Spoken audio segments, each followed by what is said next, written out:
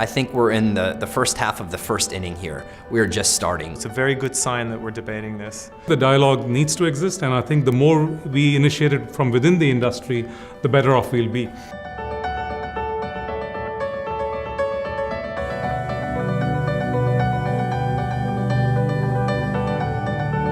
Hi, I'm Paul Roehrig from Cognizant Digital Business, and I'm here in Silicon Valley to host a dialogue around one of the most pressing issues facing us today. We're going to look at the future of trust, privacy, and transparency in our modern digital economy.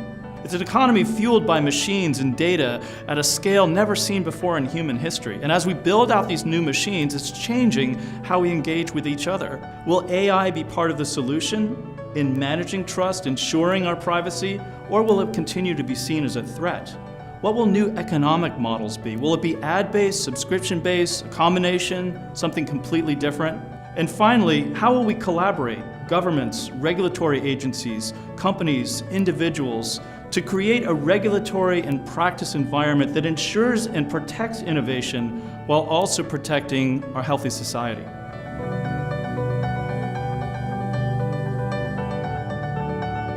Tonight we're going to begin to not solve everything that could be solved related to truth, trust, transparency, and privacy, but we're going to give it a go. At the end of the day, I think society will decide, and individuals will decide, as they have so far. I'm not sure if they're quite conscious of that. I think we're at the point where, for individuals, the idea of being able to manage your data is kind of flown the coop. It's really challenging.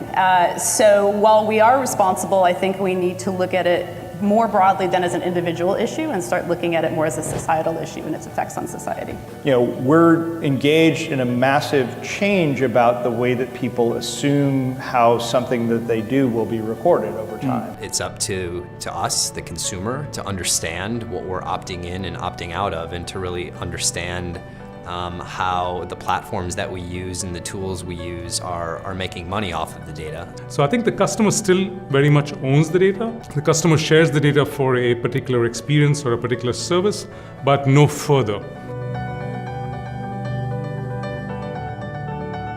Rightly or wrongly, the onus really falls on the companies. At a minimum, they have a responsibility, in my opinion, to be transparent with how they're sharing user data, allow users to opt in or opt out. Legislation is an important part of the puzzle, and it's sorely lacking, I would argue, here in the US. And especially, I think, you see that in kind of the worst corners of the market. The regulation is something that we want to make sure that it's done intelligently, carefully, so that we don't stifle innovation as well as limit the number of services and flexibility that's available to the consumers.